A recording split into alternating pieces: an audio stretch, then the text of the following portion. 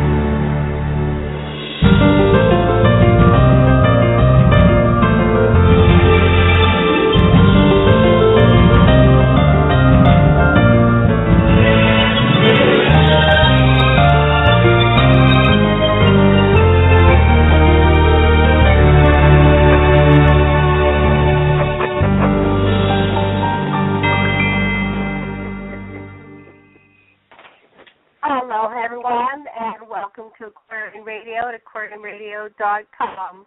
I'm your host, Lessin, and today we have panelist and co-host Karen Christine Patrick and Liane. Missing her last name. Cut it off. Here it is. Liane Gale. And I probably have that mispronounced, but Karen will come in and correct me.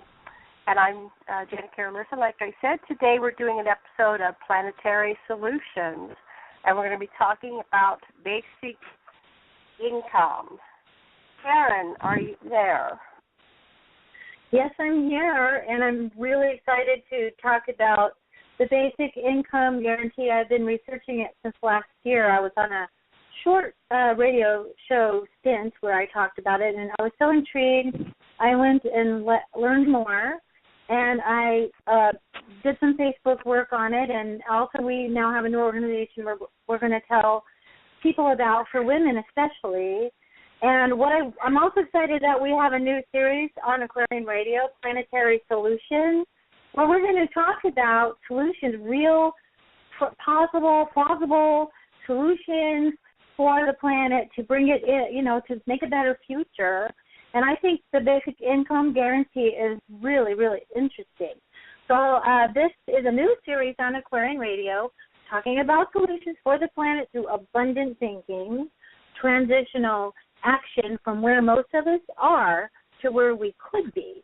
This is the first show in the series that's going to feature BIWAG, B-I-W-A-G, the Basic Income Women Action Group.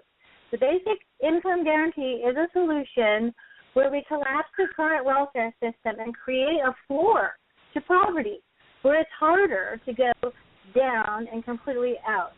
This proposal is not new, and it's supported by leaders from a broad spectrum. The Basic Income Guarantee, or B.I.G, is especially important to women because of the many roles we play in society. Those are roles that are not monetized, and we have to depend on monetized arrangements or jobs or significance, heads of households, or the decider class running the system. This is causing anxiety and stress in so many ways, especially with the global economic turndown or global austerity. And our guest today is from BIWAG, B-I-W-A-G, Liane Gale. Please introduce yourself, Liane. Yeah, good evening. Thank you so very much for having me. Basic income is really an issue which is very close to my heart, and I appreciate any opportunity to talk about basic income, explain to people what it is, and then just kind of opening people's minds towards the possibility of a better life for all of humanity and hopefully also for other living things if we just would implement the basic income and go from there. Thank you. So how would you like this show, Karen? have any ideas? Because I'm a novice to this whole concept, and I'm very excited to learn about it. I think it sounds like an incredible opportunity for one of the major solutions we need for this planet. So go ahead and you start us off today. Okay, well, I'll go ahead and give an introduction to basic income, and I'll ask Liane to do an introduction to BIWAG in particular. I heard about the basic income guarantee when I was studying monetary policies and global governance and the global austerity situation happening in Europe and the United States. And the more it got very depressing to study all that stuff. When I came upon the basic income guarantee idea, I was very excited about that because one of the problems we have worldwide is we don't have a floor. Everyone can fall all the way down and out and literally be starving on the street everywhere. There's not even in developed countries who don't have a policy like this, the United States in particular. And so what the basic income guarantee is that it guarantees every human being a basic income so they can have housing and they can have their food and household necessities and hopefully health care as well, with a little bit better provisioning than what we have right now in the welfare system. So it'd be still at the poverty level. Hopefully we bring it poverty level. That was a recommendation, by the way, of Martin Luther King in the last book that he wrote before he was assassinated, that the basic income be guaranteed above the poverty level. Otherwise, you're locking a lot of people into poverty. And so this is an idea that's been tossed around all over the world. Both Liane and I are aware of the basicincome.org, all the sites down today, but it's the Earth Network, the Basic Income Earth Network. So this is being discussed all over the world, and since we've had this recession, this global recession has now lasted longer than the Great Depression, and we're not pulling out of it, there's particular reasons why. And the basic income should be kind of a kickstart to the economy instead of bailing out the banks. Why don't we bail out the people? If you have a plant, you don't want to just water the leaves, you've got to water the roots. And that's the way I look at the basic income. And Liane, if you can tell us more about BIWAG in particular, I'd appreciate that. Yeah, so my involvement in basic income is, my active involvement in basic income is just about half a year when I went to a meeting in New York City. It was actually the 14th annual North American Basic Income Congress. So people have been meeting for 14 years here in the United States. But it was mainly limited to academics, a very, very small group. And because of advances in Europe especially, so maybe you know that in Switzerland, the people in Switzerland will actually vote on whether to grant a basic income for its citizens. In 2016, they will have an official vote on that. There's a lot of activism in Europe, and it came over to the United States. So after the meeting in New York City in February, we had the first meeting towards forming a movement around basic income. And during the Congress, it was already clear that women's issues were not very well covered within the Congress, and we felt the need that there should be, the women's voices should kind of find a specific place within the basic income community to promote basic income from a woman's view. So together with Ann Withen from Boston, Chris Osbakken from Duluth, Minnesota, and myself, we put together a document to outline a group of women around basic income. And we have been now having conference calls to get organized as a women's group to see especially how we can partner with different organizations and spread the word about basic income from a women's view. We also have a Facebook group, and we're kind of very close to 100 people now, but the very nice thing is that so many different nations are represented within the group.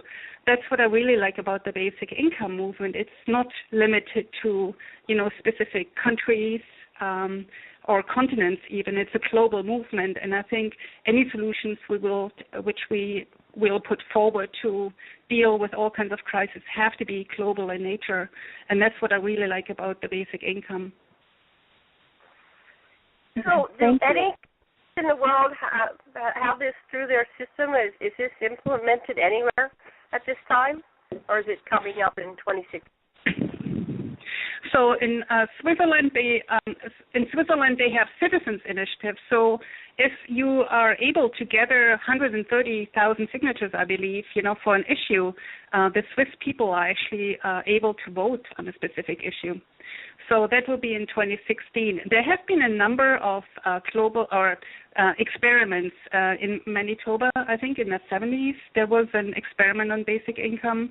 In Namibia there have been an experiment on basic income, and in India. So there have been, on a small scale, there were experiments with basic income. In Netherlands, the city of Utrecht is also doing an experiment together with the university there, where part of their welfare recipients will get a basic income where there will be no work requirement, no means testing, no paperwork. So they will see whether a basic income is actually doing better than a welfare system which comes with all kinds of conditions. And, How would a society finance this basic income? What's the concept behind that? How does it get financed? Yeah, that is always kind of the first question, people come up with. But, and I mean, I'm kind of really thinking outside of the box, what is money? Money is basically just a grease, some oil to kind of keep the machinery going, and I'm sure we can find creative methods of either generating money, because I think one of the problems is right now that there is just not enough money in circulation, because a lot of it has been siphoned off by the very rich, and it's just sitting idly somewhere in accounts or in the stock market or whatever. Money is not, a lot of the money which is in circulation is not even working, and I don't think that's really a good method for money. So in England, they have been suggesting, quantitative easing for the people, just putting more money into the system so that people can do whatever they need to do with an increased money supply. There's kind of, the academics, they have been working a lot about the basic income. So there's various suggestions with a value-added tax is a popular prescription, where to get money in a more traditional way. There's also financial transaction taxes, taxing the very wealthy and the rich corporations. So there's kind of a number of different issues, but I don't see it as the main problem. Humanity has been able to get people on the moon. They have rockets on Mars and whatever. So I think it should be, people should be able to figure out how to kind of put more money into the system so that everybody has enough, because right now people just don't have enough money, and that is kind of the main problem, because if people would have enough money right now, we wouldn't have any poverty, and I think that's kind of the essential issue. So right now, I think the economy, how it's kind of oriented towards, it doesn't make sense. The economy, the economy should be there for the people. People shouldn't be there for the economy, so we have it all wrong. Humanity has it all wrong right now. We have to make the economy so that it's beneficial to the people. And if we cannot have a different way of looking at economy, I think we will see way more solutions than problems. And I think if we have so much talent and creativity around, I think just to figure out where the money should be coming, I think that's kind of a rather small problem. Well, if I was in charge, I'd make it illegal and all that money would go into this basic fund. But Karen, back to you. Yeah, I'd like to speak to that too, because I've been thinking about that question: is where does the money come from? And she touched on quantitative easing. I don't know if a lot of people know what that is, but basically, It's what's been holding, like, I'll speak to the United States. It's been gluing us together supposedly. It's been money that's been given every month to the banking and financial system. And at the top, it was $85 billion per month. It's been reduced to $65 billion per month. And it's paid to the banking and the financial system. So that's basically what I was saying earlier. If you just water your plant, there's the leaves on top, and you never water the roots, you're going to have a dead plant pretty soon. So if you just simply aim to that financial resource at the roots, at the ground level with people who will immediately go and spend that money, then you're putting that money back into society for a flow, for an economy. Whereas right now, she's right, it's held in account to prop up these systems. And they can get their money from the flow of the economy, not just holding it in a holding tank somewhere. I did the math, and I have trouble with math. I'm a math dyslexic, but it kind of came out to between $200 to $300 a month for every man, woman, and child in the United States to take the quantitative easing that was sent to the banks and give it to the people. So we're targeting like $1,200 a month for a basic income. That's 1/4 of the way there. The other ideas are collapsing the system itself. We have a very complex welfare system. This is sort of a derogatory term, but I have to deal with them because I have family members and myself involved in the system.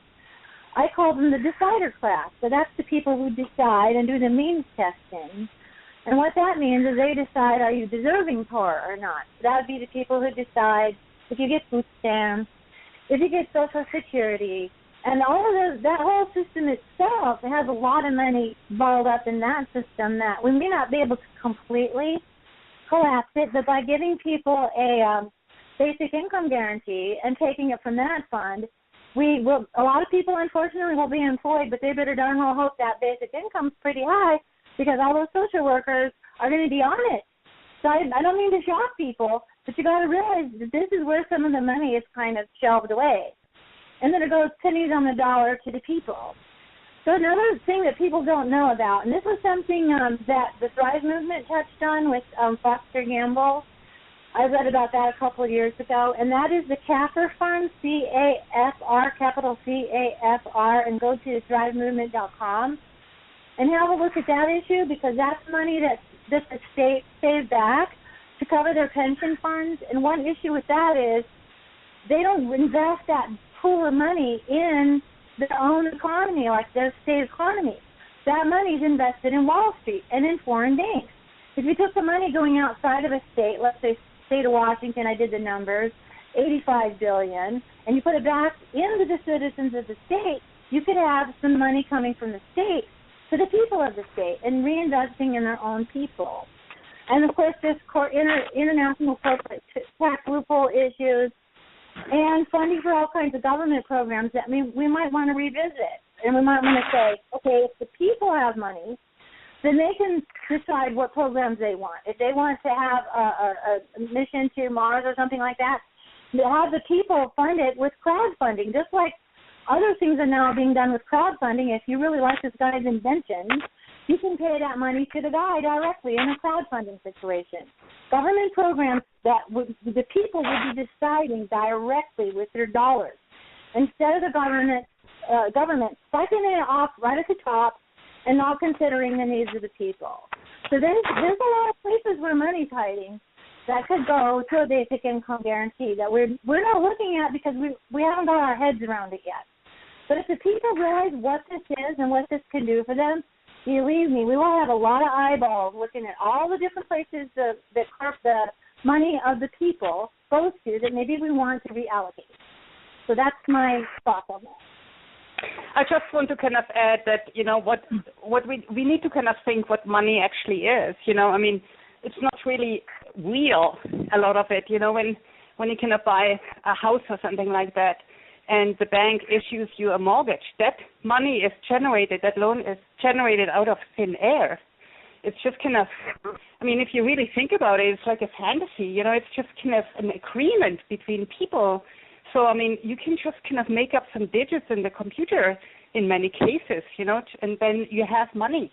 I don't see really, it's not really such a hard problem, if you kind of think about where money actually comes from. It's just, there's nothing, most of the money is not physical anymore. It just kind of exists in the digital world, and it makes the money go around. So, if we don't have enough money, let's just make something more up, and try to find balance, but I don't, it doesn't have to be even taken from something, even though I would kind of want to see that, money is taken, say, from the military, from the super rich and from the corporations to kind of help fund that. But if we don't get enough, from those sources, we can also just make something up, like, for example, Bitcoin, this digital currency or something like that.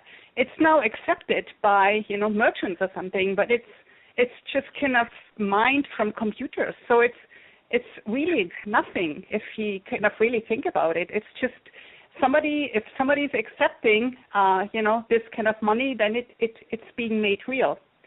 So we kind of really have to rethink what money is and what it represents and what we actually need it for. But I actually feel that in future, if humanity is getting itself together, hopefully in the future we don't even need money. I think it's kind of a hassle to keep track of everything. Like nature is not, nature works perfectly okay. And they don't nobody's keeping track of anything. It's just work. So if humanity evolves a little bit further, we might realize, hey, we don't need this money. Money is just causing problems. It's a lot of work, all these accountants having to account for everything. For what, if everybody is just into the giving and receiving mode, I'm sure we can get a functioning humanity which takes its place in nature without destroying the whole planet, and hopefully eventually we can just go about our lives without even thinking about money. Maybe money is something then, maybe the future generations look back and our generation is like, what were they doing? So, this is just kind of like my view of the future. Hopefully that there's actually eventually no need anymore to keep track of everything, and we can transform into a moneyless society. I agree. There's a couple concepts floating around the Internet. One is Alex Collier's discussion with the extraterrestrials, whether it was real or not, it doesn't matter, but concept, and they said, can you please explain to us what money is? So he did this PowerPoint presentation, and after the PowerPoint presentation, the extraterrestrials said, well, we really don't get it. None of the extraterrestrials use money, but we'll show you some other systems once there's disclosure. But if you want to keep using it, sure, but it doesn't make any sense. We're not on a money system. And the other thing that's out right now that I unfortunately have not had time to read the book is Ubuntu Contributionism, A Blueprint for Human Prosperity by Michael Tellinger. And, this is a concept that I guess has been going on in South Africa. But money was introduced at some point. It goes back thousands of years. It is a control mechanism. It's a system of slavery, and it's not working. So I'm open for other ways of us doing exchange. And basically, I just can't understand, like Alex Collier, the extraterrestrial, said to him, how is it that you charge people to live on a planet in which they did not choose to be born in the first place? Like, you have a child, and the poor child is doomed. At some point, they have to work their butt off for this stuff called money, and there's got to be a better way of doing this. I guess we'll go kind of around and go back to Karen, and we'll just keep going round robin until we exhaust ourselves. Go ahead, Karen. What would you like to say? Well, I love you guys' comments because I've thought about this too. My hope is that we have an abundance-based economy, and the thing is that this basic income guarantee to me, it's like it's a tool to get everybody's thinking to change toward that. In other words, we first have to put a floor down on, we're not going to let people see down and out. We can't scare the workers to work just because they could become homeless and they could become, starving to death. We've got to kind of give a basic human rights needs recognition. And that's what a basic income kind of does. But it's a teaching tool, in my opinion. Money counts scarcity. Money is for when you make something scarce. It's like counting for something that you don't have enough of. If you start and so therefore, our economic system is always trying to create a scarcity. I mean, it's kind of terrible, but if there's a hurricane somewhere, some guy buys a whole bunch of plywood to sell to the people, and all of a sudden the hot plywood goes triple the price because they have this scarcity need for plywood. That can be replicated in so many ways, how we reward scarcity. So now we actually manufacture it, and I always tell my toaster story. One of my ex-mother-in-law bought her toaster right after World War II, and they were making them like tanks. So she had the same toaster for 50 years, and the element burned out on it once, and she got it fixed. But when I was a young bride and I got toasters, I got one 2 years later and it broke. Then I got another one 2 years later and it broke. Then I got another one 2 years later and it broke. And it's like I was on my sixth toaster when she asked me, how come you're going through so many toasters? Are you damaging them? And I'm like, no, they don't make toasters like tanks anymore. It's manufactured scarcity. They call it planned obsolescence, where they build the thing to break on a certain timeline. So if you buy a nicer toaster, it might last you 5 years. If you buy a cheap toaster, you're going to get it a year. They build breakability into products. Well, that is good for some kind of, rich guy's economy. It's not so good for the rest of us. We keep having to buy toasters and all kinds of other things because they're made to break. And we reward that with our dollars. And that's horrible when you think about it. For where we're at right now, everybody, will, figure something else out. But the thing is we need to turn it around and reward abundance. We need to reward somebody if they make something that's high quality and it's going to last a while. We need to start moving toward an abundance economy, and we can't do that with a no floor to poverty and planned obsolescence. So it's an education process that eventually, because there's another factor to this basic income thing, and that's technology.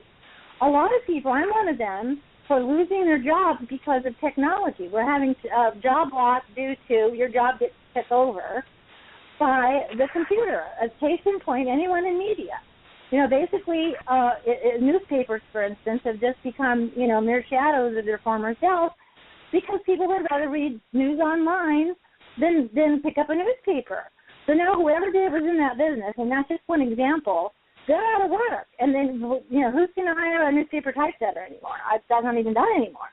So the thing is that's going for a lot of different kinds of work, which is good. That's automation. That's a good thing. It frees people from drudgery. For instance, robots that go into really unsafe, robots that are being used for unsafe jobs, prevents people from being hurt or killed.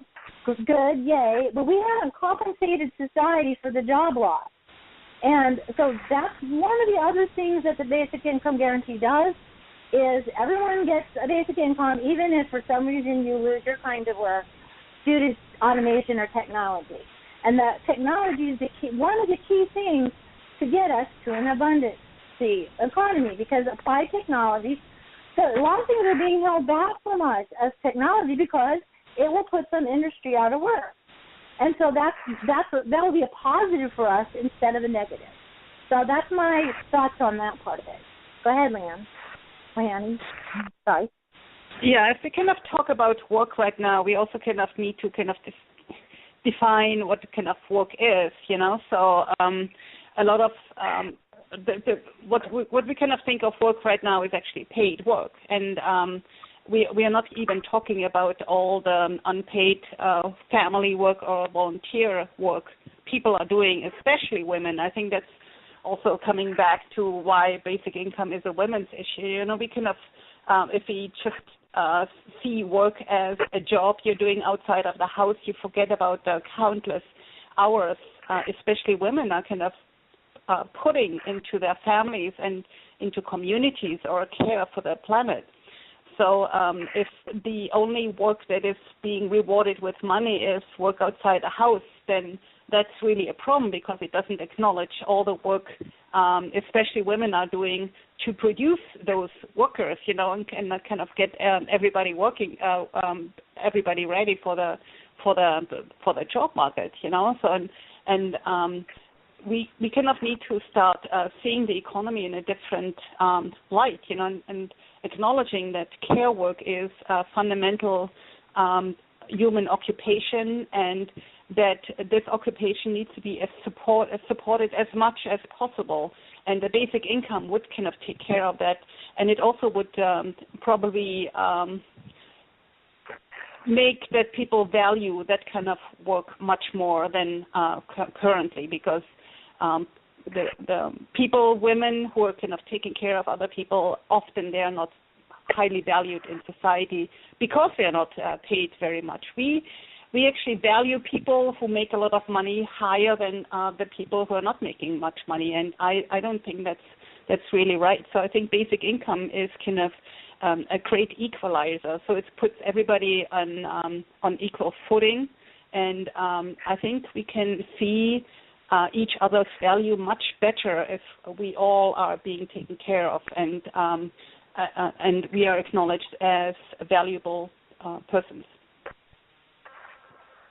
Yeah, speaking of value, I was involved in a lawsuit. There were 3 people who died crossing a river to come to my property, and so I was involved in this lawsuit, and I had to go to litigation. And they value people based on their jobs and their age, and they actually set a value for us. We have you can get an appraisal on a human and get the value, that type of thing, and that was appalling. To me, everybody is equal value to everybody else. It's a kind of prejudice that gets put out. I know when my father died, they said, well, he was, 79 when he died, and he had been a mailman, and he was retired, and so all these things went into giving him a value, and it was just appalling that they could actually, kind of, it's like we're slaves and we have a value, right? So I was reading more on this Ubuntu while you guys were talking, and this one fellow, Dirk, who was making a comment, he says Ubuntu contributionism is a way out of darkness. So we're talking about the elimination of the monetary system and coming into a type of doing what you would like to motivate you, right? So he says the solution to the question about the types of reform for our monetary systems to take place is to eliminate it altogether. Without it, you eliminate the need and source of most government structure except at the very local level. With no money, there's no incentive to steal, pollute, skip on quality, engineer in obsolete lessons, etc. Bribery and corruption would be impossible, and wars would fade into history. Well, I get around that. And at first, contributionism seems to be communistic. However, communism can only exist in a system that uses money. So it then goes into some praise. So there's a couple of interesting concepts. He says, I did some math, and I'm positive the plan could work. If you take the total number of hours currently worked and eliminated all work that had anything to do with money or government bureaucracy, you will see that we can provide all goods and services that people want and need with just a fraction of the effort. So that's let's eliminate the whole money system, the printing, the distribution, the collection, the counting, the government around it, and just go back to local governments. That's where the money would come for the basic income. Back to you, Karen. Yes, I was glad that, Liane, you brought up the caregiving issue for women, because that's a very important issue. It's pretty much that's what we do. That's our role in society still. despite, changes in women's work and that sort of thing.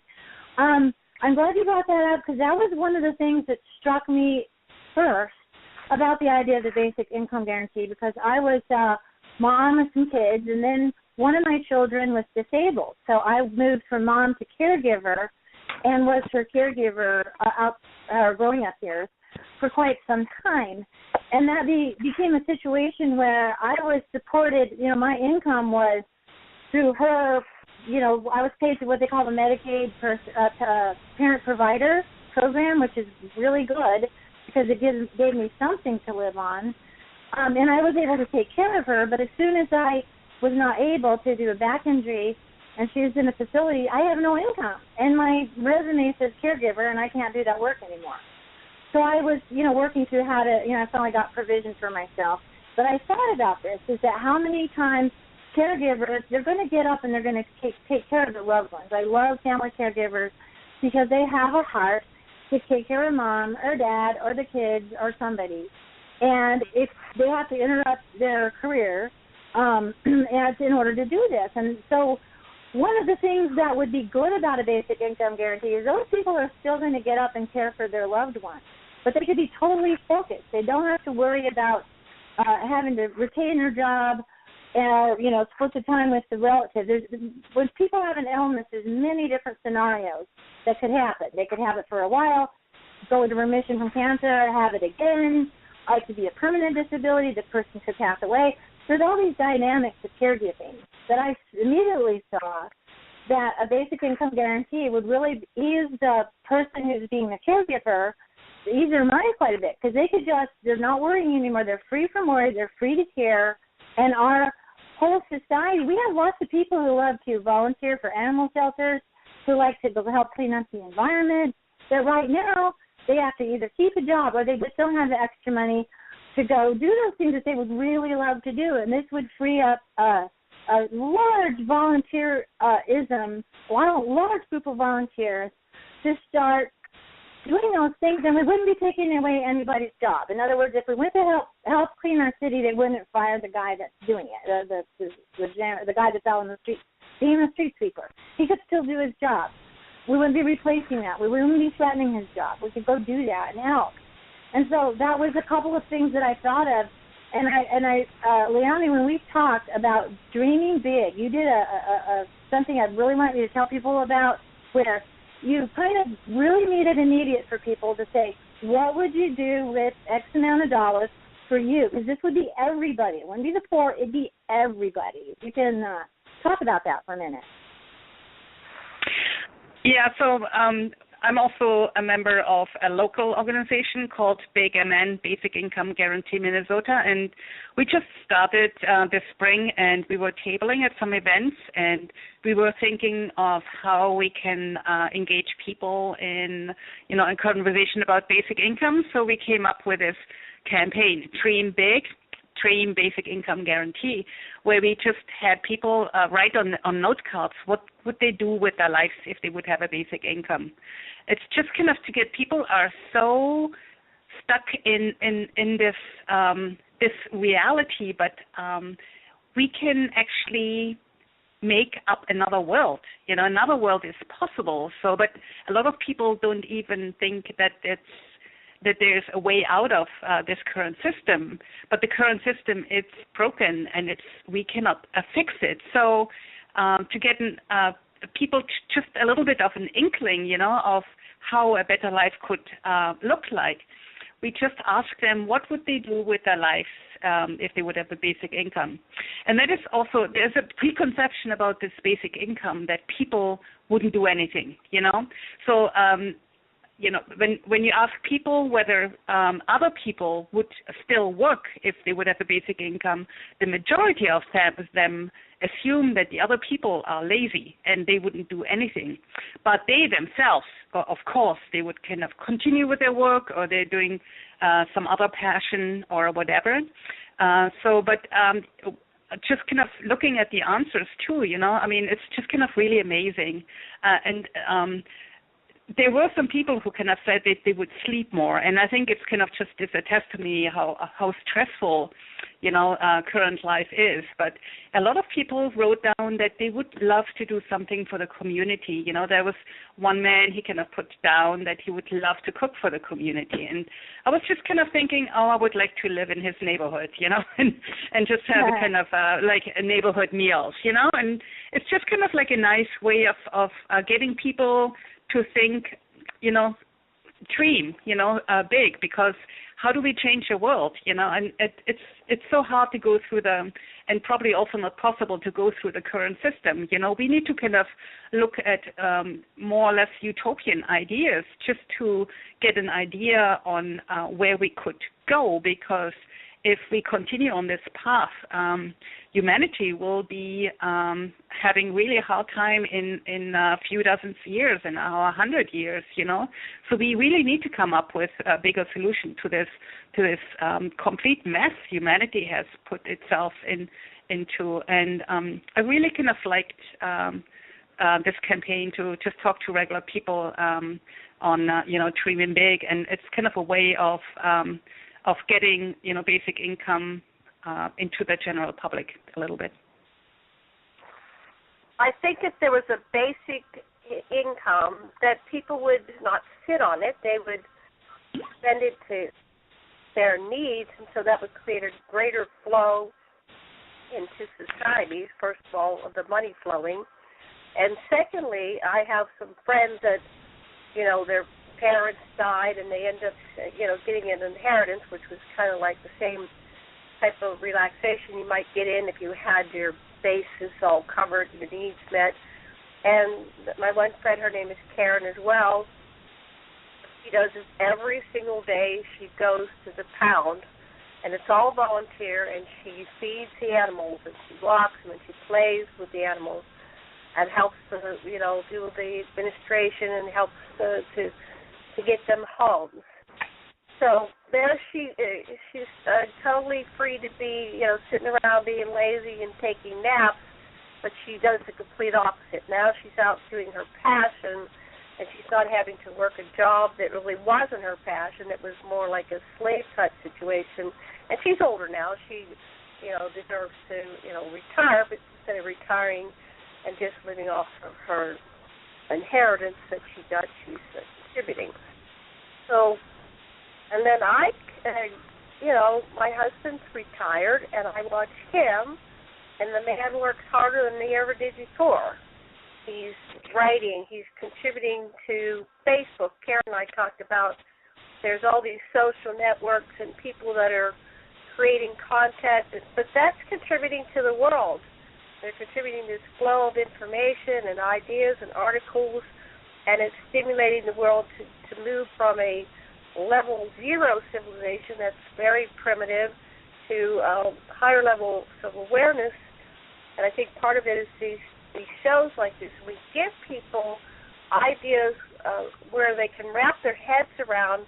If you give people somewhere they can go, like here's a new paradigm, here's a new way of being, here's a new system we can do that actually honors people, allows people to live in peace and beauty and dignity and grace.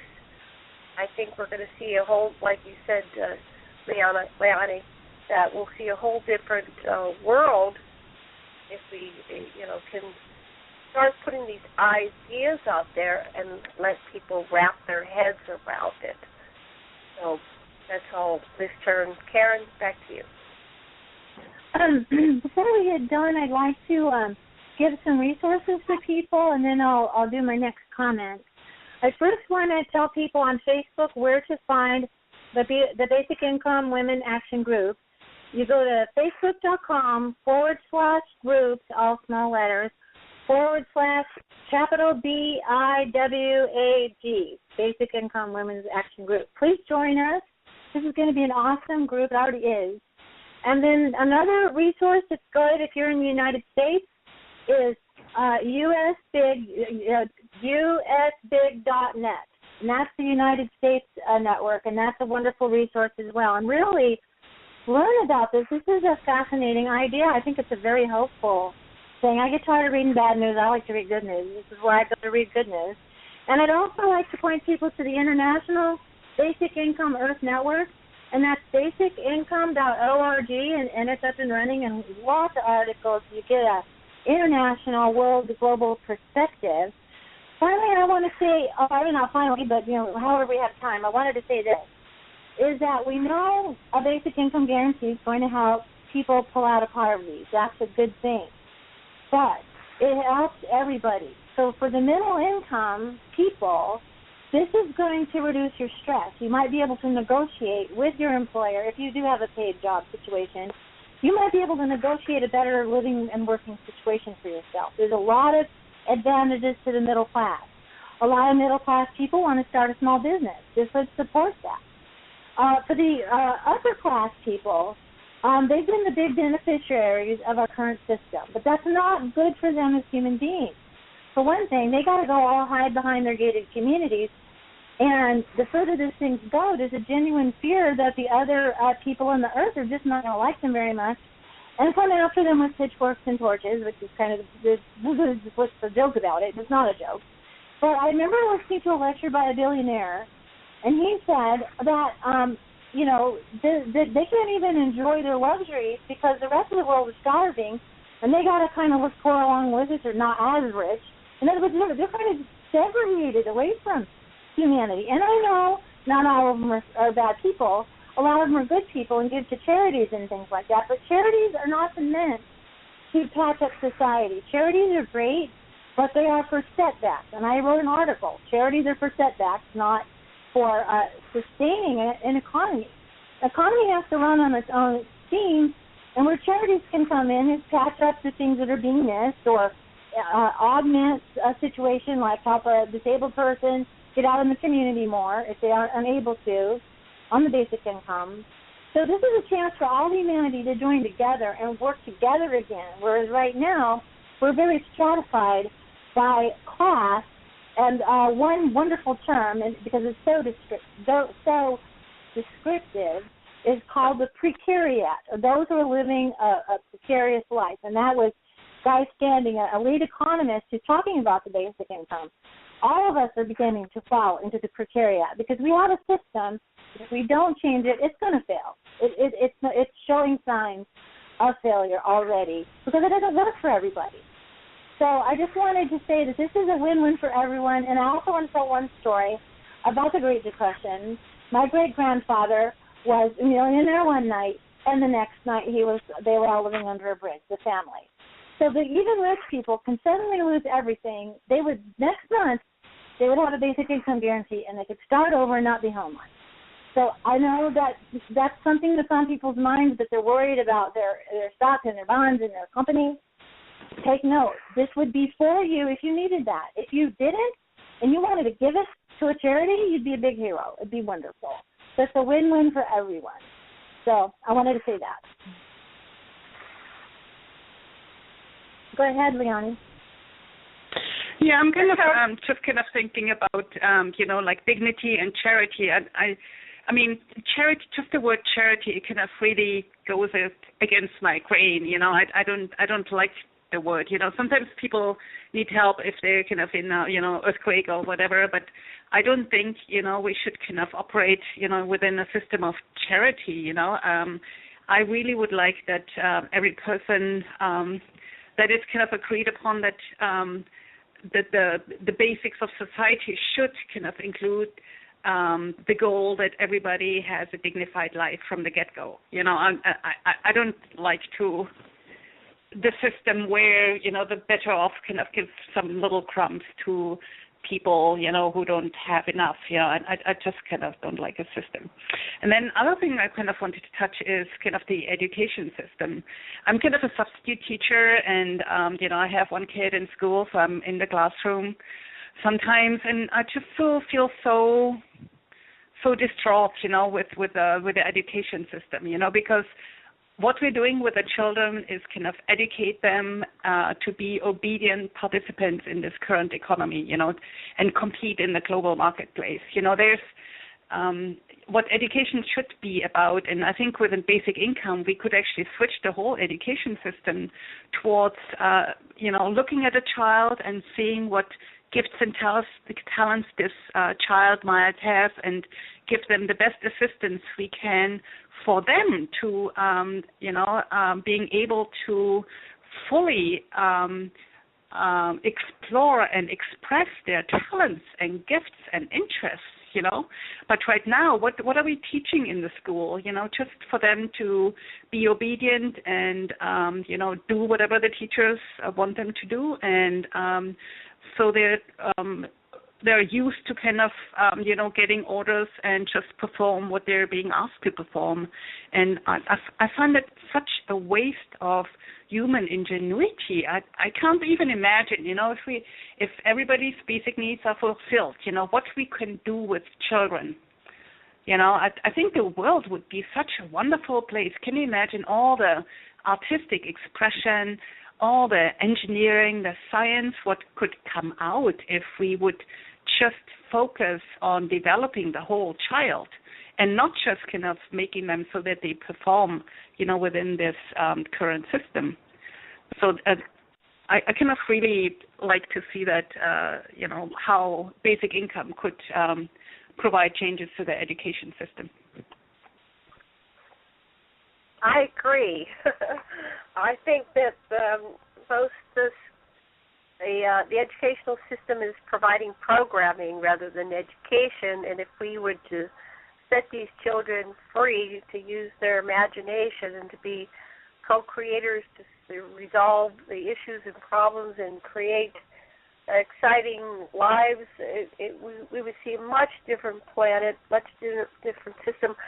I was looking at somewhere someone wrote about having a Star Trekian type society, and for those who watch Star Trek, which is now we're coming up on the 50-year anniversary, that was the idea, that these children were encouraged to follow their heart's desire and explore the universe and create not even like careers. It was like, what do you want to do? You want to be a ship's captain? It was possible for you to do that, and so they didn't really discuss money that much, and I don't think they really had money on like the Enterprise. So we have these models, and education was available free. They're looking at now systems where education is going to be guaranteed up to the college level, perhaps up to the PhD level. And I remember having discussions years ago with Robert Rimmer, who was like a future.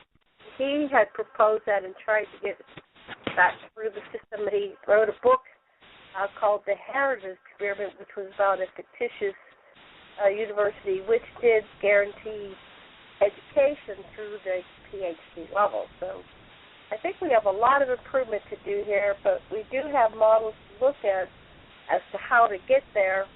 What I get stuck with when I'm just looking at this concept is how to get from here to there. Most people get flabbergasted. They go, giving up money, and so we need to look at perhaps a flow chart.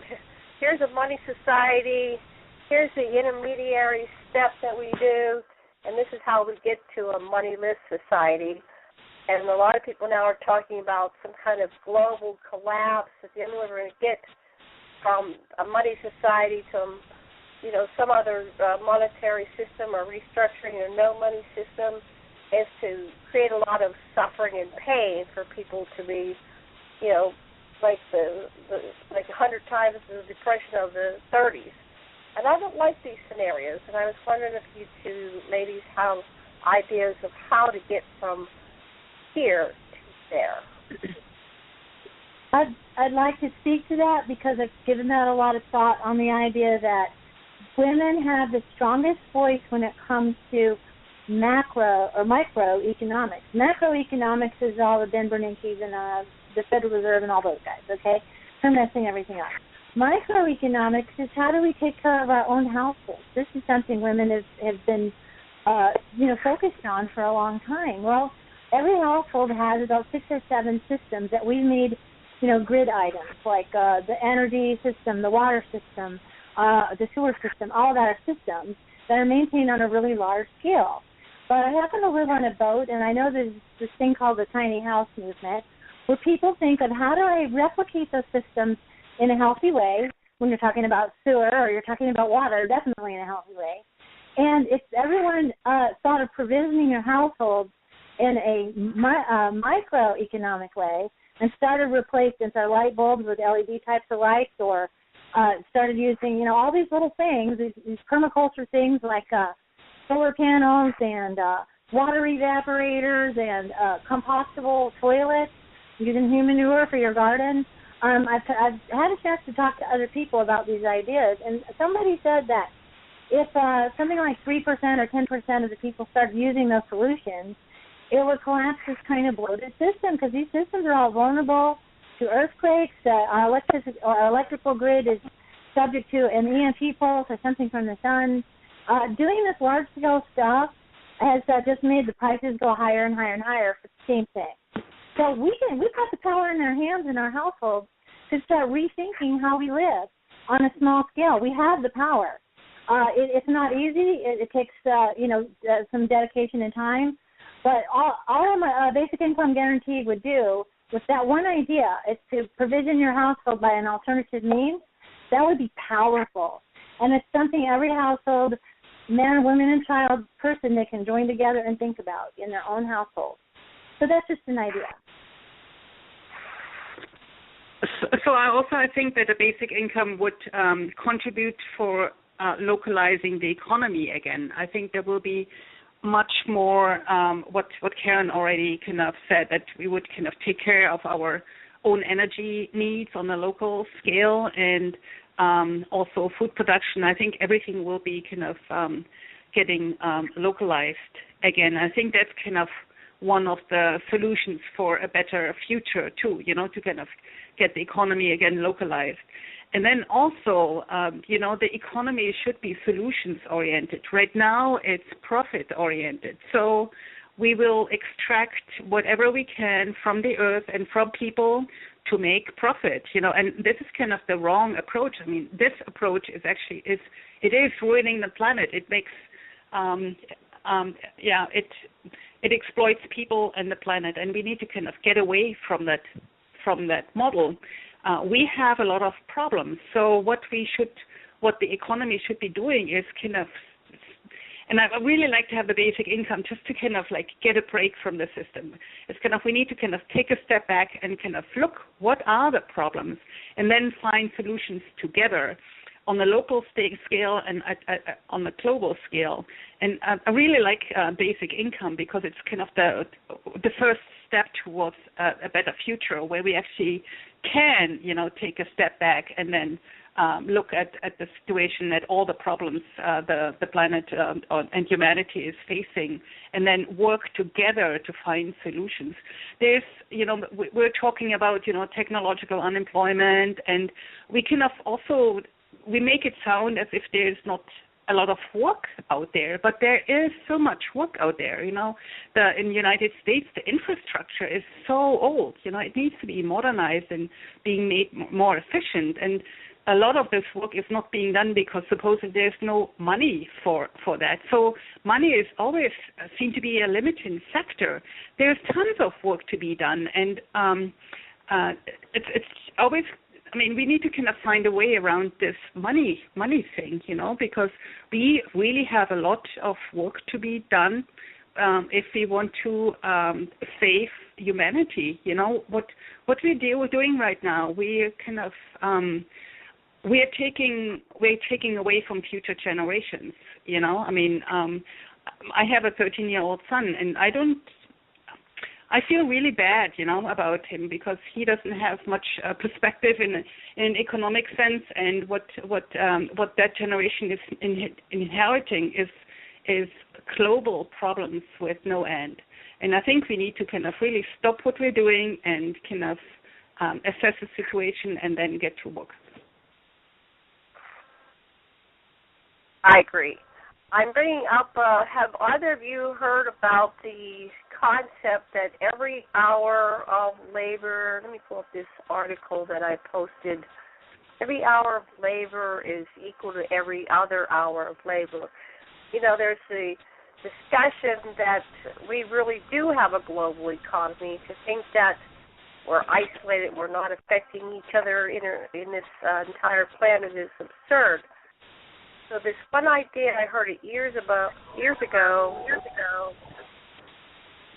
any feedback, was this idea, they called it the BIWAG. Oh, shoot, having feedback. I'm going to go to somebody else because I have feedback. Oh, here, we need to rethink money in the total economic system, not only of the United States, but the entire world. And every person alive needs basic minimum income, which will cover the basic needs of every single person alive. Oh, I wrote this. Okay. Let me get to the article. Time-based currency. So besides the basic income, this kind of level playing field. We have a system which allows us to enslave other parts of the planet by outsourcing our work and our labor and to third world countries who are basically, living in this poverty wages, right? So it's called time banking. I wonder if either of you have heard of time banking. Is a way of giving and receiving to build supportive networks and strong communities. 1 hour helping another earns 1 time back hour, also called time credits. Service credits are time dollars, and time banking builds on the magic of pay it forward, one good turn leading to another and another. So, Karen, have you ever heard of time banking or the BIWAG or?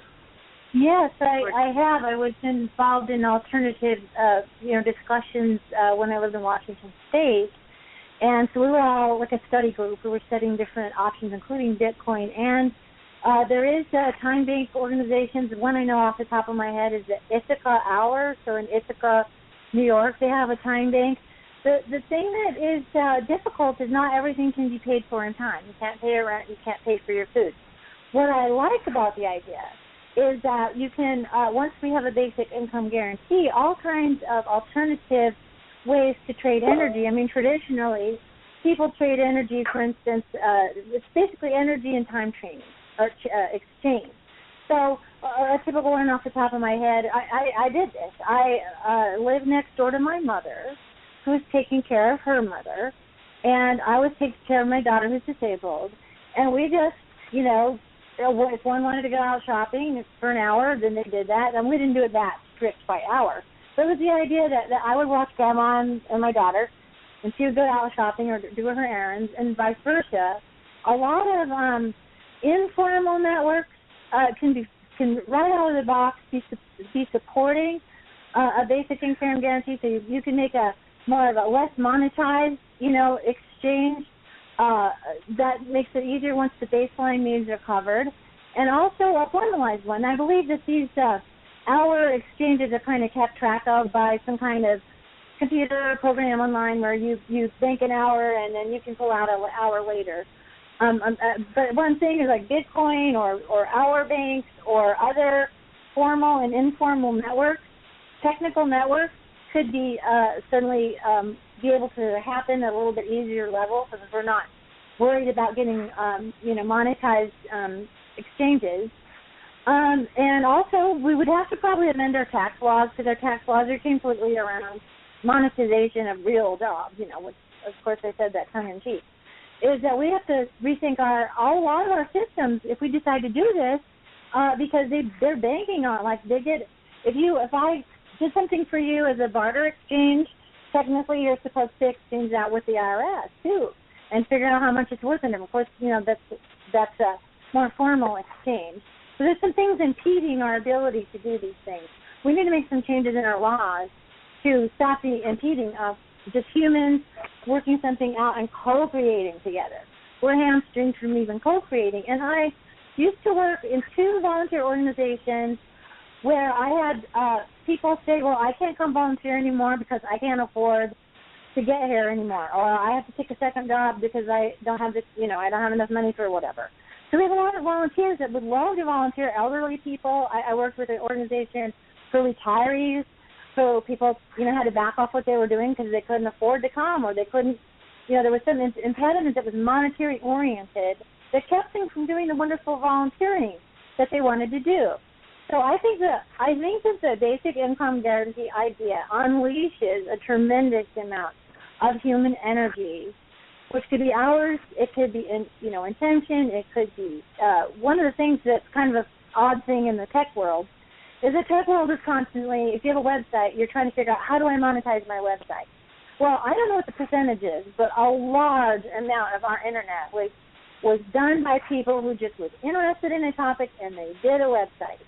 And yes, there's these platforms, Google and Amazon and all these that get paid for us to put our stuff on there. But basically, it's been human energy and attention that's built this wonderful thing that we call the internet. That's a really good example of hours, because people put hours and hours in to websites, to social networking, to all of this. You can't monetize all of that. Anybody who's trying, unless they're a big platform, is struggling with that. It's difficult.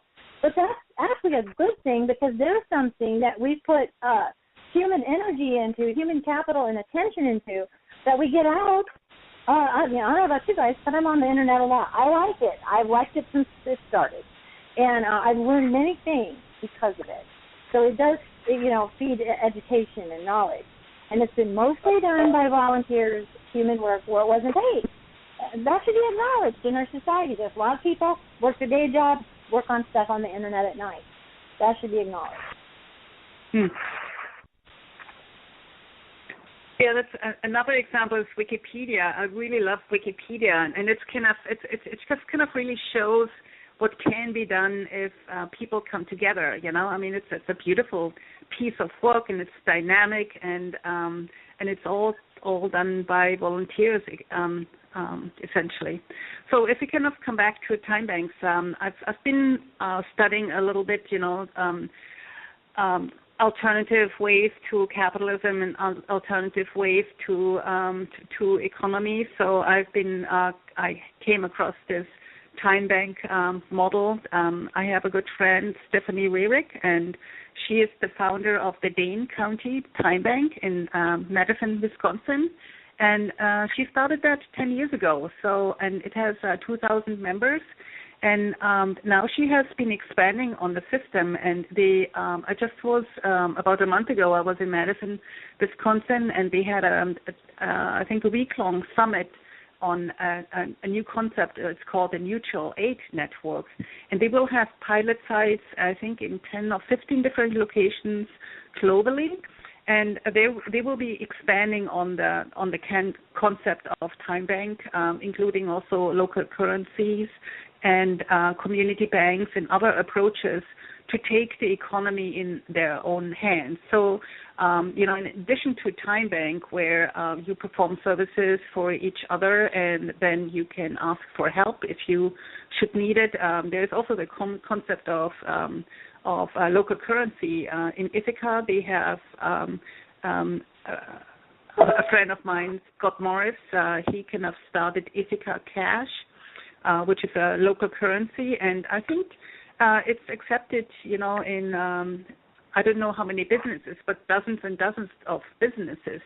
So there's kind of, and if you have a local currency, you can kind of make up your own rules, what you use this currency for. So there are kind of ways outside of, this current economic system where at least locally you can take the economy into your own hands. And in Equal Life Network, Marlon, she will have Scott Morris on Sunday to talk about whether we actually could provide a basic income with local currency.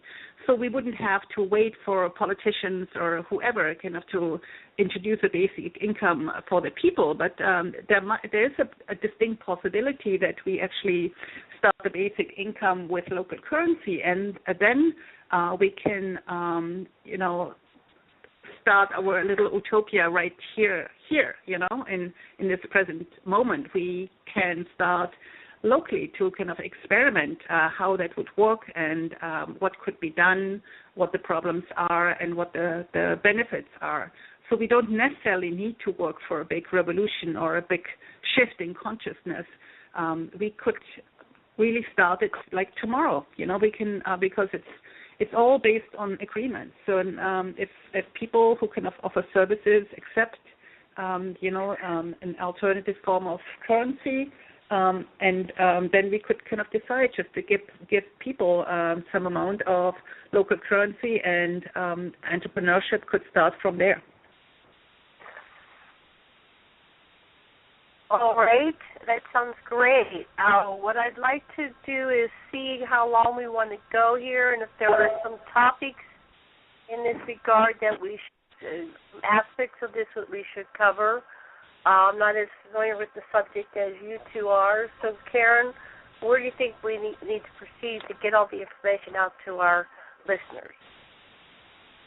Well, I think awareness is the biggest thing. This is a type of idea that unlocks other ideas. I think most of us are struggling with our daily life to the point where it's kind of despairing, and it kind of locks you into a thing that I learned from domestic violence circles. We have this term, learned helplessness.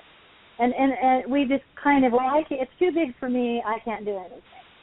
And I really agree with Liane that it's really scary to see learned helplessness in young people, because they should be thinking of a bright future and have an investment in the future. And they are, sitting under the weight of an economy that's not working and not, their parents are losing their homes. There's a lot of family turmoil. And that is just not a good situation. I happened to be a young person in the 70s when we had the Great Recession, and it was kind of bleak. I mean, watching our town go down the tubes, we were all lined up in gas lines. We had a lot of bleakness in our outcome or what we thought we wanted to do for the future. And I had to kind of personally overcome that and say, well, okay, I'm going to try to do the best I can, and I don't know how that's going to work out.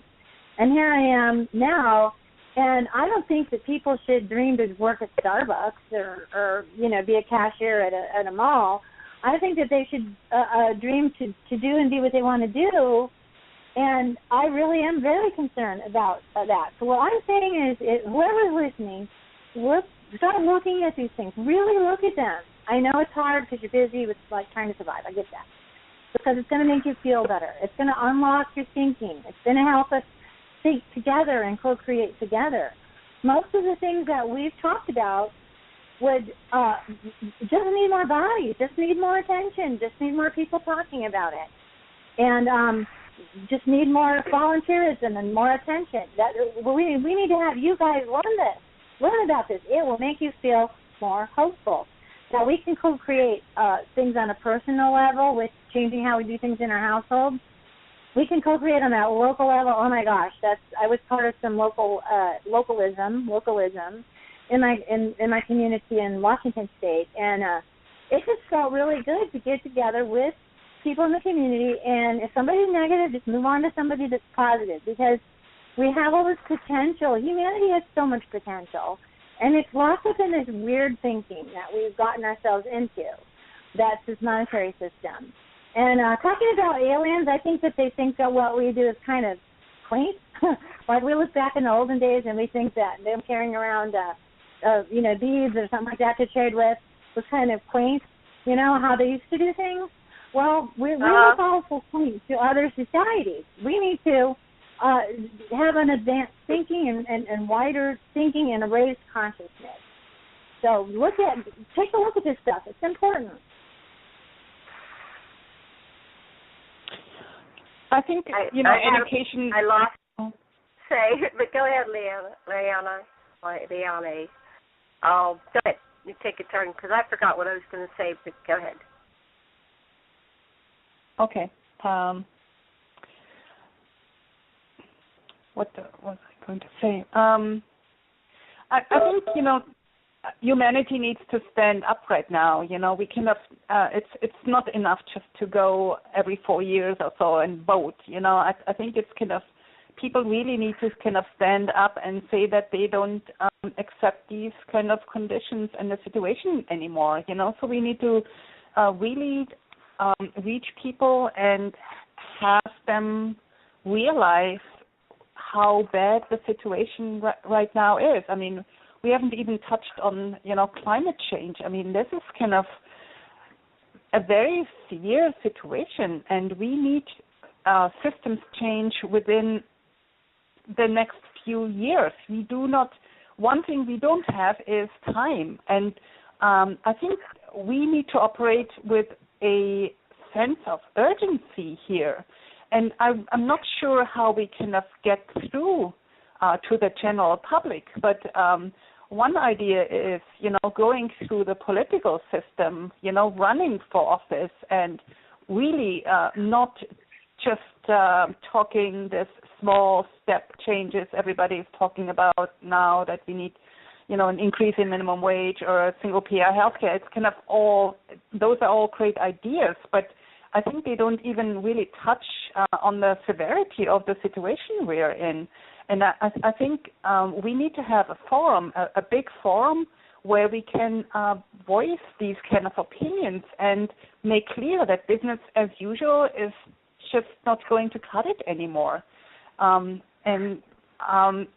What I like about basic income, it's a great unifying concept. So all of the different groups, whether they're concerned about climate change or the economic system or on welfare issues or something like that, I think basic income is such a unifying issue, and that is kind of one of the main problems of our times is that we don't provide a unified front. Everybody is just atomized. Families are atomized.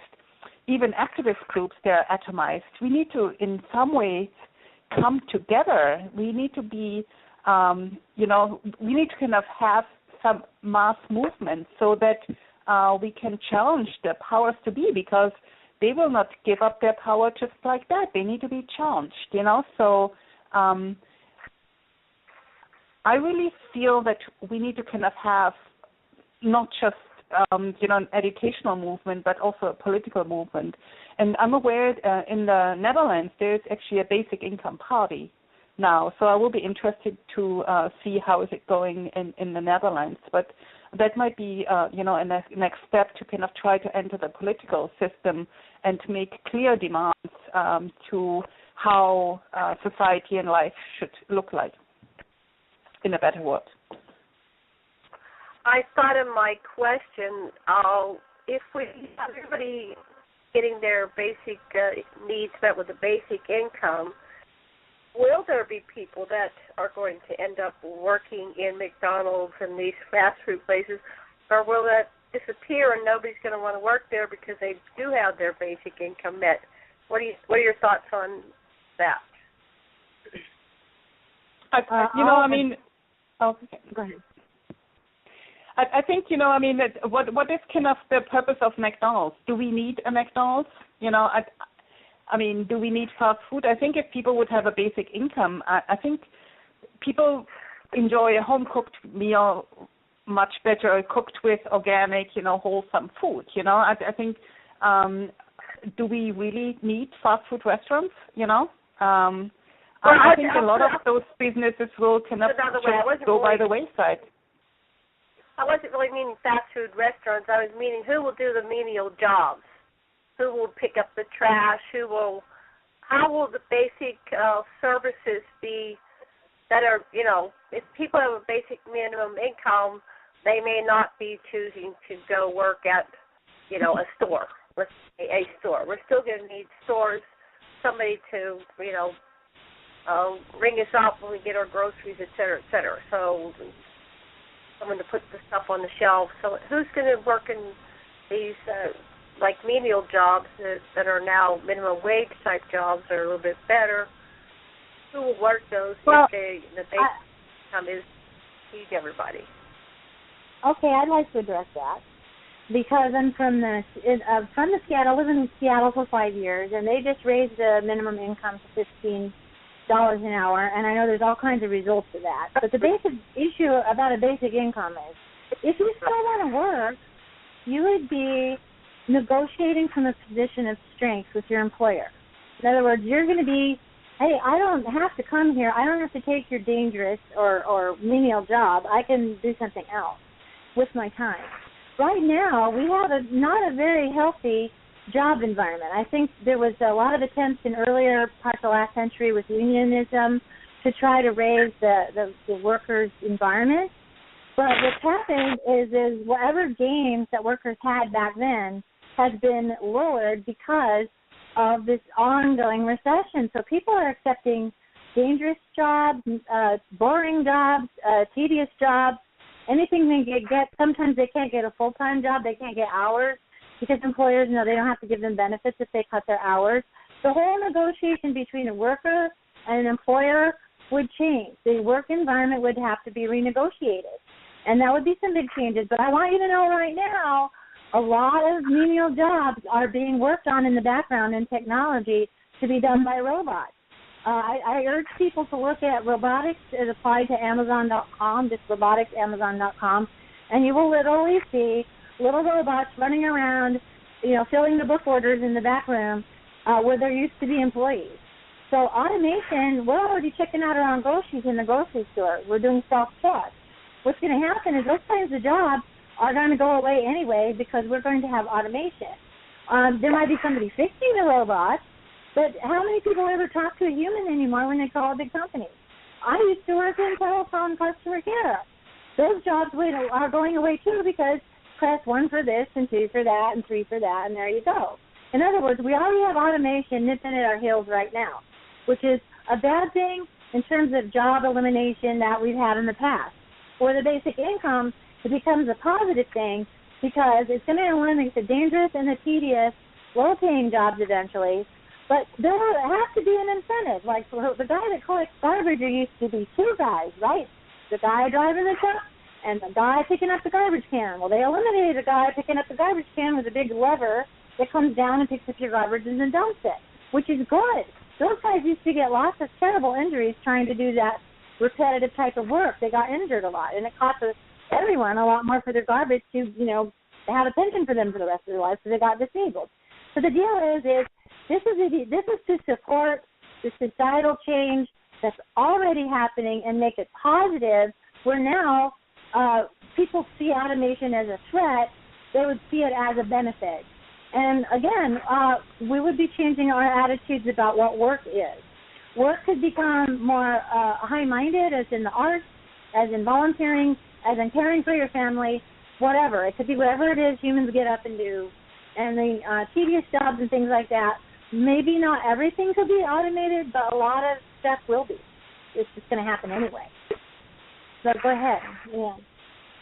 Yeah, I think so too. I mean, if there's enough work to be done, nobody wants to do. I think the minds can come together and see how that can be addressed.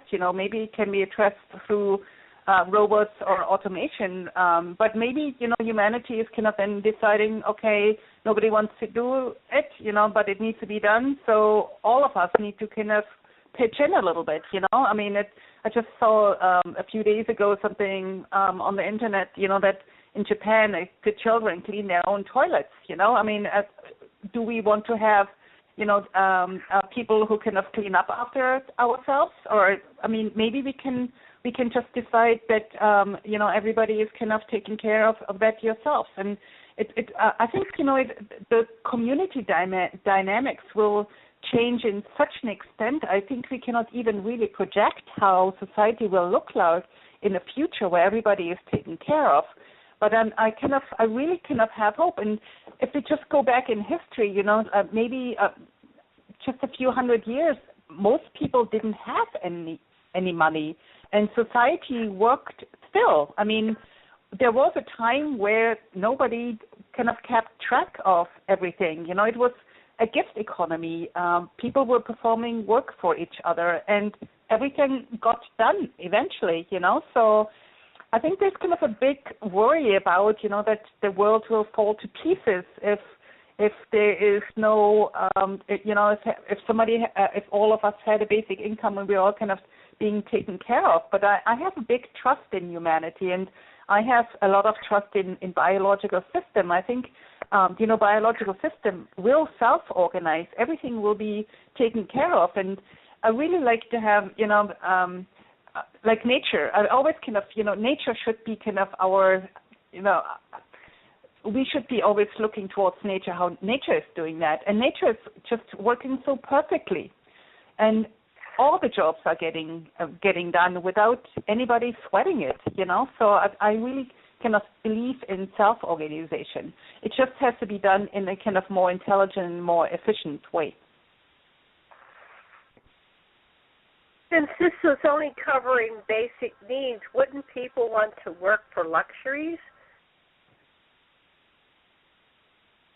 Karen. In other words, one of the ideas is the basic income covers basic needs, and if you want something beyond that, some kind of luxury or some kind of bigger TV or whatever, then you would want to try to work for it in some way. So this is not meant to, it could. If we restructure society, we could have a very lavish lifestyle if we started thinking in abundant terms. But in the interim, there would be the opportunity for people. There's always something to do. That maybe there would be something left for the old economy for a while as we begin to learn abundant ways of thinking. There would be tasks that would need to be done. Obviously there's ones that have to have highly skilled people, like engineers and doctors and things like that. But right now we have a situation where there's a limiting factor on doctors. In Washington State, they began to give more abilities for nurse practitioners to do things the doctors used to do, like giving prescriptions. They've already assigned some of the tasks the doctor would do because there's not enough doctors to be done by nurse practitioners. So in a situation of abundance, we don't limit how many nurse practitioners or doctors there are. We would switch the other way and empower a lot of people to do a lot of different things, and we wouldn't worry about, having somebody have a big, great, giant income because there's one guy that services the whole, town. We could start to diversify the professional stuff. And again, this is going to be a renegotiation of the societal contract with everybody pulling together and thinking in abundance terms. We might even have if we don't have our things done to the license, orientation that's limited. There's only so many people who can be a doctor, so many people who can be a lawyer, etc. We start to have more and more people with knowledge bases that they can share. We already share a lot of knowledge because we have the Internet, and basically that allows us to have a knowledge base of all humanity to pull its intelligence together. That's the first place I go when I want to try to do something, is I go to the Internet. It's simple as even making a recipe sometimes. That's going to change. If we have a basic income now, okay, that's a level playing field, and then people will, be able to do whatever, rise to whatever level that they contribute. That's contributionism in a nutshell. That is being talked about in the Ubuntu system and Michael Pellender is contributionism is how things used to be done before we had money, is people would contribute to the tribe and the village and make sure things got taken care of. We're kind of reversing and going back to a baseline humanity that we used to have, and we still have, because we still do stuff not for money. I know a lot of people get up and take care of their families and take care of animals and take care of the environment to the best of their ability without being paid to do it. But the problem is we're being outpaced by people who take advantage of the system and make it harder for us to do that and also pollute. And so I think this is the basic income just begins to be a platform that we step up to and rise to a higher level. Go ahead, Liane. Yeah, I'm just kind of thinking about luxury, and then, at the same time we need to kind of think about planetary limitations.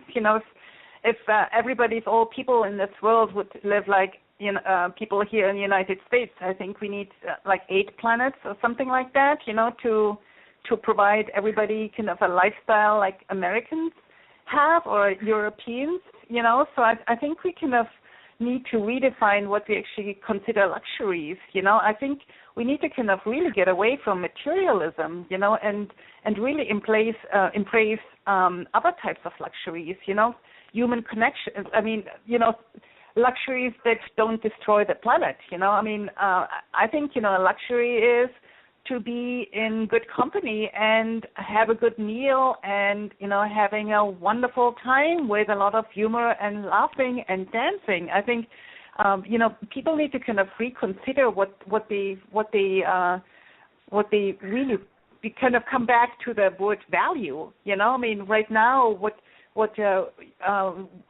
people here in the United States value are things which cost a lot of money, but we have to get away from that and start valuing more simple things, especially things that don't destroy the planet. And I think if we can rediscover community, and I think all the luxury people are kind of getting, they're just filling a hole which they feel because they don't have what humanity is really craving for, is company, is kind of being part of, a community. I think people are kind of embracing this consumerism because they are missing what humanity had before, and that is kind of being part of a community. So we really need to kind of rethink how we relate to materialism too, and I think we need to really strive for a way more modest way of life.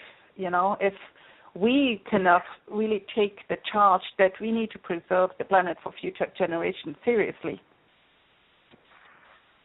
Well, what I was thinking in terms of what I was saying, luxuries, is that there are basic needs. When I talked to Sasha about this show and I said we're going to do basic guaranteed income, he said, well, I'd like to look at basic guaranteed needs. And so what are the needs of an individual? So they need food, water, shelter, education. What are needs? Would transportation be considered a need, a basic human civil right?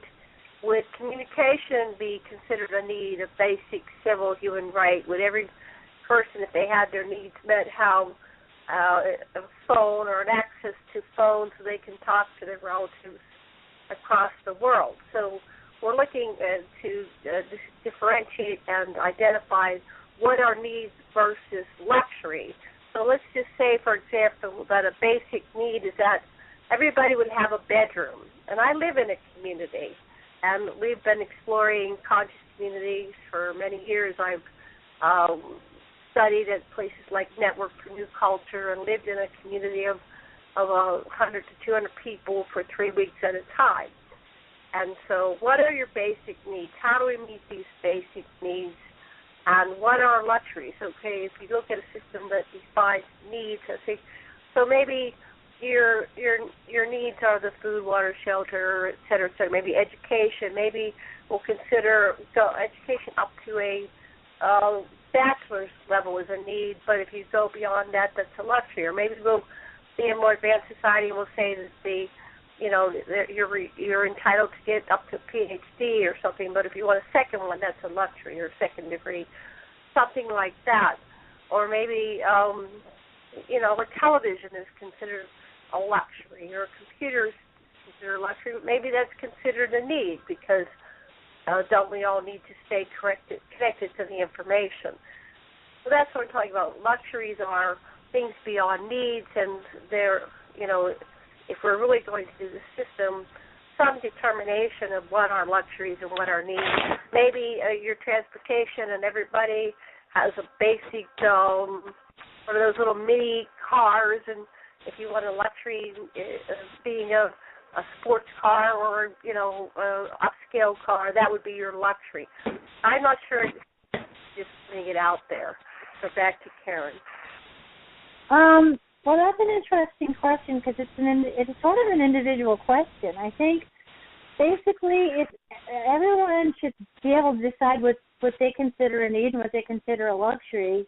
The basic income guarantee means that I get to decide that. Right now we have a system, what I call the decider class, and they decide what is a luxury and what is not a luxury. And so we have these complex systems providing housing, providing food, deciding what we need. Well, what you can get on food stamps, I can tell you straight up, it is not easy to get decent food on food stamps. It's difficult. We just went through a situation where we had some kind of reduction in the egg production. I think it was a bird flu thing. I don't know. But the price of eggs doubled in the grocery store. I mean, if you're at the level I am, you notice these things. So we decided maybe eggs were off the menu. But a lot of this decision-making is already being made for us by the decider class and by the corporations of what they offer to us. Maybe we want to get away from having everything in a store. It might not be the healthiest way. Have community gardens. But the main thing is that decision is already being made for us. It's being made by big, large, giant systems that benefits a few, and the rest of us are trying to make the best of it.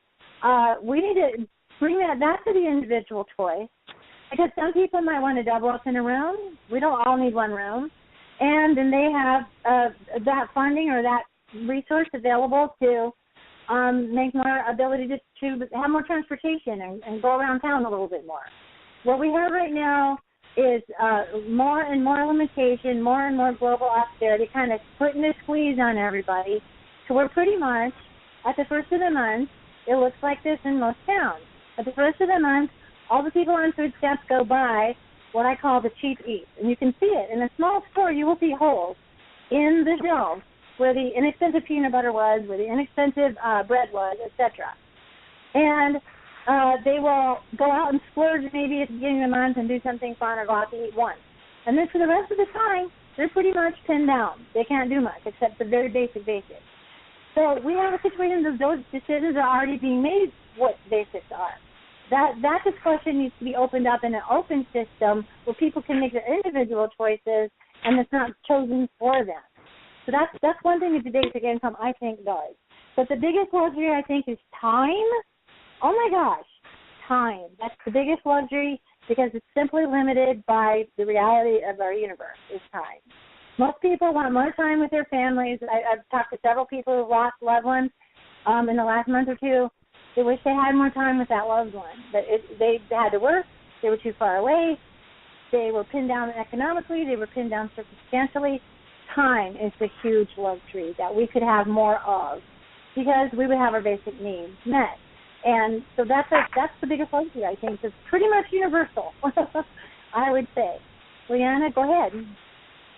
Yeah, kind of just talking about time, I think if we just look at work like in a rational way, what needs to be done really and what is kind of duplicated, a lot of the work is being duplicated because it's just companies trying to make a profit, so not everybody might need a single car. Maybe we can have, more community buses or something like that, so we don't need everything having all possession like really individualized. Maybe we can have community possessions, and that would kind of streamline the economy. Maybe we don't need 100 different brands of toothpaste, maybe we just have a few flavors and scientists come up, with the best toothpaste there is, So I think we can really rationalize the economy and make it way more efficient so that people have more time. I've heard like in many cultures which, we consider more primitive, but what people have is time. I think it should be possible that you should only, provide maybe 10 or 20 hours of communal time and have the rest of the time to kind of spend with your family or with your closer community. So we kind of really need to, again, it comes down to that we need to kind of rethink the whole economic system. It's kind of very difficult to kind of predict how the world would look like with the basic income, and then also, thinking about what kind of work needs to be done or not to be done. I think it's kind of very, very difficult to predict. But I think I agree with Karen, that what we should really do is kind of giving back people their time. Right now, I mean, if you have like a full-time job, the best hours of the day, the best years of your life are kind of taken away by a system, and most people don't even like their work. I think there was a Gallup survey a few years ago, and where it was found out that 70% of people either don't like their job or they don't care for it. So in this current system, most people spend their lives doing what they don't enjoy, and I think that's kind of really, that would be kind of a luxury to have, give people their time back, and where they actually will be able to do what they want to do with their lives and with their time. I think that's it. We would have more time to do what we want to do, and I like that system. All right, we're running out of time, speaking of time, and this is our wrap-up round, and I'll put the ball back into Karen's court. Karen, what would you like to say this final round before we run out of time?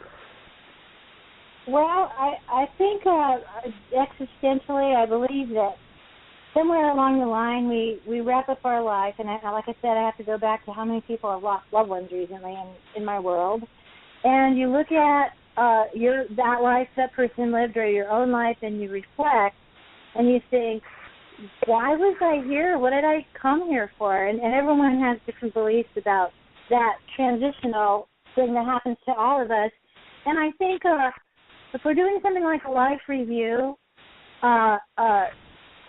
when it's flashing by, because everyone, before they go to the tunnel, their life review just goes flashing past their eyes. It would be sad if when you saw that really quick film of your life, you saw yourself in your job doing some kind of monetization that your board stiff doing, and you saw more people you didn't care about because you're kind of frustrated with your life, and instead you saw your loved ones, and you saw the people you love and your friends flashing by your life. It just seems like it's quality of life for us humans, and coming back to the caregiver thing, that's not going to go away. Caregiving is not just like taking care of someone when they're sick. It's caring about each other and spending time with each other and listening and doing things together, and that's what makes our life worth living. And right now what we have is isolating, and it's giving us learned helplessness, and I love your word atomizing, Liane. That was a good word. We're atomized or particulated into just little, there's actually more and more and more singles because people are having such a hard time staying in relationships because of the stresses and strains and financial issues and trying to build a family. A lot of young people can't build a household because there's not enough money to build a household. The ideas that we have about family and about our community and our friends, it would completely be a life worth living if we didn't have this pressure always on us that we always have to be thinking about how we're going to get our food, the basics, our food, our housing. Are we going to keep that job? Are we going to lose that job? Am I going to get that benefit? Am I not going to get that benefit? There's an enormous amount of mental energy tied up in all that, and I would just bring humanity loose. And I got one more thing to say, and that is there's a lot of people who are marginalized. For whatever reason, they live this kind of lifestyle where they don't look like a happy McDonald's worker. They're a musician, or an artist, a creative person, or they have an unusual political point of view, or they have a religion that off-puts people. This becomes a situation where you can be different. You don't have to be the same as everyone else. You can be expressing yourself individually without worrying about not being able to make a living. And so I think that's another idea people need to think about is how would they be, what would they do, and what would they say if money were no object? Could they be themselves and tell their truth and express themselves? A lot of repression comes with this system. It would be set free, humanity set free. So that is what I see in this. And Liane, thank you for coming with us. It's your turn. Yeah, you kind of mainly said it all, but what I just want to contribute, this is urgent. We need to kind of make big changes to our political systems, our economic system, our institutions. And I left my career as a scientist about 4 years ago to become a full-time activist to because I just couldn't stand on the sideline anymore. And I've been cycling through a number of different organizations here where I live, here in Minnesota or something, trying to find my place. I also was involved in politics. I was a member of the Green Party and very active in politics for a while. And I didn't feel that those efforts really would lead to a substantial change which the planet and humanity is needing. So I've also been inspired by Margaret Flowers from Popular Resistance. She was stating, we don't need to kind of know where we're going, in our revolution, but we just need to do that very first step. And for me, basic income is this very first step towards a better society. And I really like the basic income community because it's global and we have the same idea. With a number of other organizations I was, part of, there was a lot of infighting and people had different ideas about what the priorities should be, and it just kind of really didn't go anywhere. But I have a very different feeling about the basic income community. It's a global community with a single goal, and we kind of I feel that we're walking towards a better future, with arms linked, and I feel a lot of solidarity within the group. And I really like the focus of the group, which is based that everybody is deserving of a dignified life. And I think that should kind of be the basis of humanity. And once we can have that figured out, I think there's no stopping of humanity. If you kind of talk about Aquarian Radio, the age of Aquarius, that is significant, signifying, the move of humanity in a mature state. I think humanity has been in a developmental stage, and right now we're kind of in a teenage stage, and I think humanity just needs to grow up and go kind of towards the next state, and especially humanity needs to figure out how we can fit in within the rest of planetary life, so that we are not a parasite of the planet, but a mature and interacting, a well-adjusted member of biotic life on the planet, where we don't further destroy the planet, but just live with all other organisms. So that is kind of my own personal experience with basic income.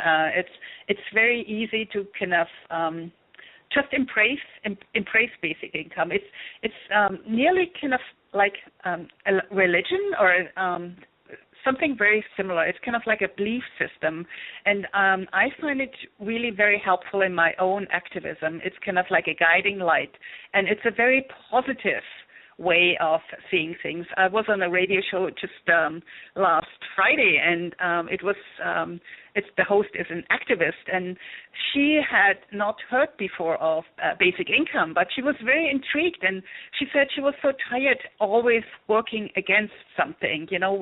We need to stop the pipelines, we kind of need to stop wars and whatever, and it's really grinding. And so she finds the basic income movement very refreshing because it is for something, and it has a very positive feel for that.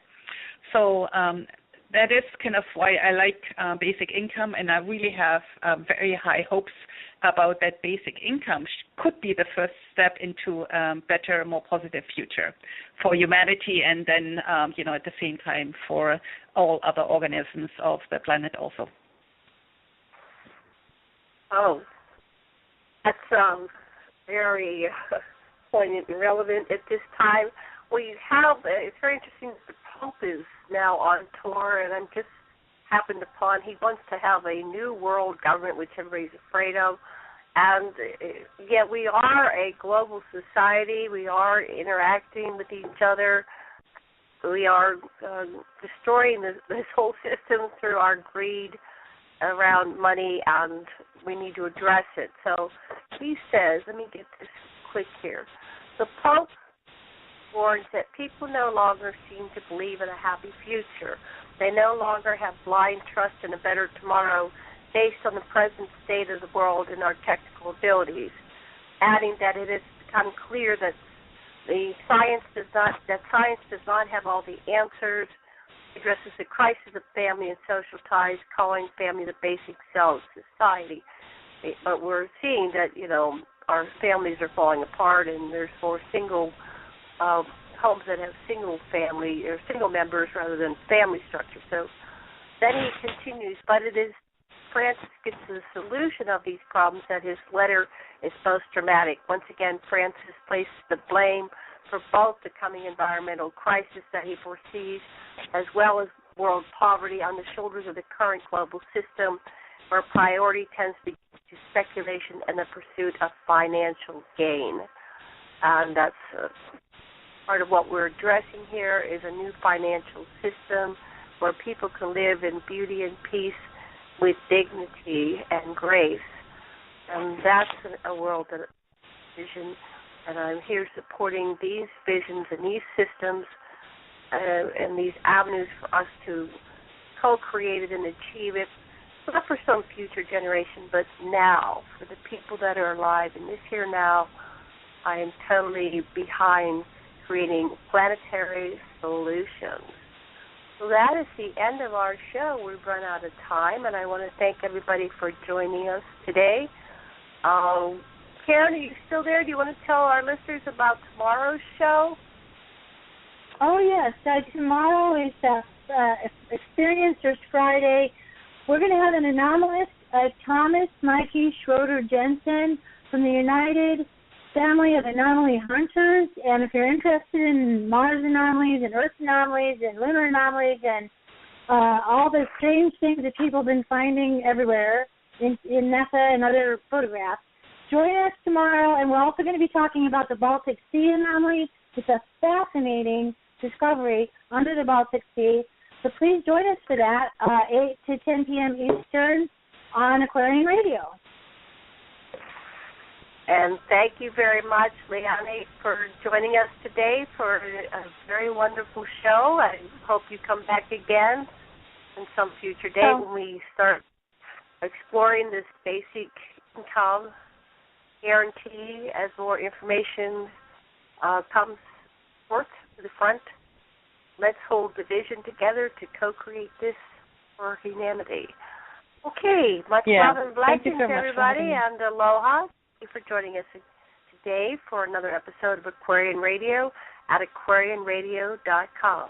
Aloha. Bye.